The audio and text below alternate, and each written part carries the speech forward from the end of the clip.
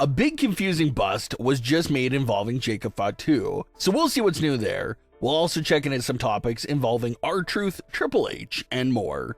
Starting things off with one of the more confusing stories, and this is in regards to a social media situation with Jacob Fatu.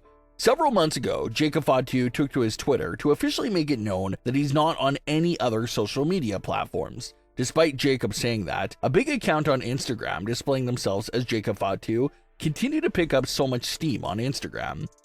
The account had well over 170,000 followers. It was followed by the official TKO account, the official NFL Raiders account, nearly every superstar, and so many more big names and pages. So you had a lot of fans on Instagram and fans assuming that this must be a legit account, judging by who was following it. It got to the point where Bloodline family member Rikishi looked like he got confused by the account as well. Rikishi took to his Instagram page to blow up that Jacob Fatu's page for being 1000% fake and not being ran by the actual Jacob Fatu. Everyone was shocked because, like we said, TKO themselves were following this fake Jacob Fatu page. So if TKO got fooled and confused, surely the fans did as well.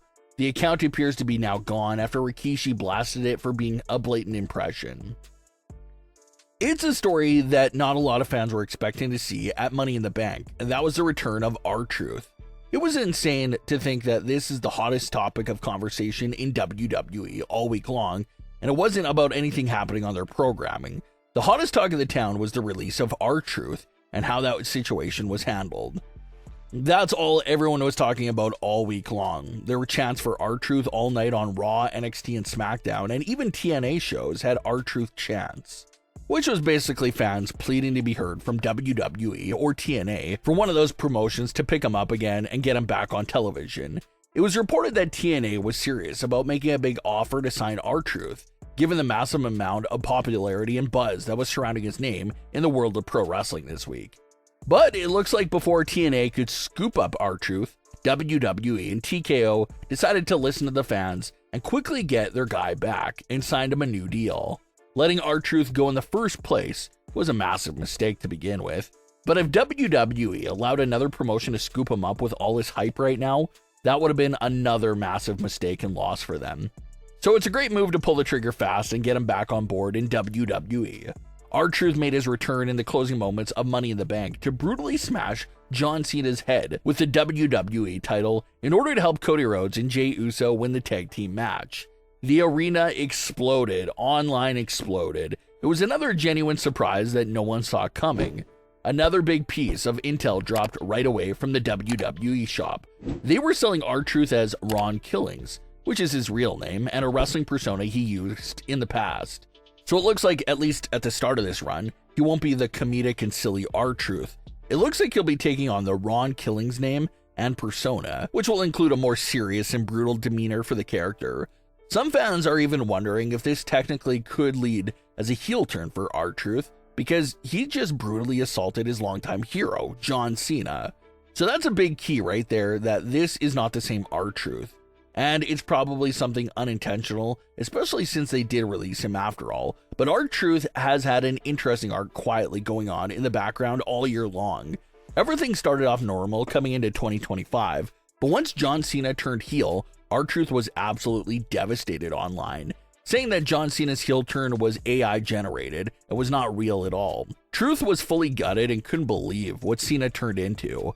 But then in the weeks leading up to Backlash, we saw R-Truth still supporting John Cena, and at Backlash itself, R-Truth literally came out in the closing moments of that title match to save John Cena from getting punted by Randy Orton, and basically saving Cena's title reign in the process as well. But in the moments after that, where Cena threw Truth through the table, and then cheated to beat Truth at Saturday night's main event, which led us all to this big Money in the Bank return for revenge on John Cena. So it looks like R-Truth was always following John Cena's footsteps and being inspired by him. It looks like R-Truth has now decided to change his persona to be more dark, the same way that Cena has in recent months. So even though they're no longer on friendly terms with each other, R-Truth is still following in Cena's footsteps in a way. The joke that fans were mentioning was how WWE will probably turn this story into Truth saying that R-Truth was released and sent away, but Ron Killings is the man who just signed with WWE. Another big story coming from this return was Triple H's lie during the press conference. A journalist asked Triple H how much of the entire R-Truth release situation was a part of the story and how much was real.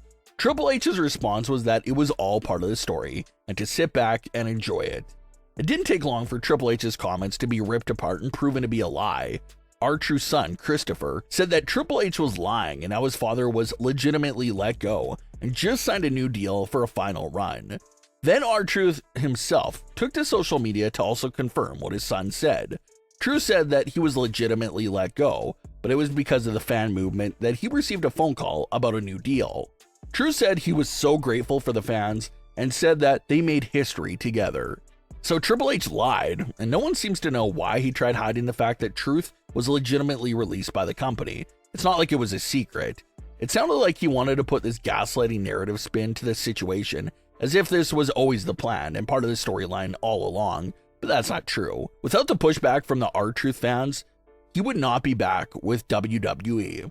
So the narrative that it was all fake and how the fans fell for it appears to be a lie from Triple H. R-Truth absolutely stole his show though. All everyone was talking about was him. It's crazy that Cody Rhodes pinned John Cena in the tag team match for the win, basically earning himself a rematch against John Cena for the WWE title. And not a single soul is really talking about that or paying any mind at all.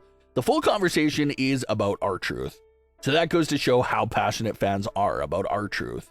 They're completely ignoring everything going on with Cody and Cena over R-Truth's return.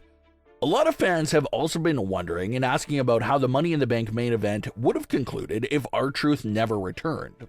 And reports claim that nothing else really special was planned. The original Money in the Bank ending would have saw Cody Rhodes pin John Cena in the middle of the ring. And that was supposed to be the big closeout surprising moment of the night. How Cody Rhodes pinned John Cena and teased the rematch from there.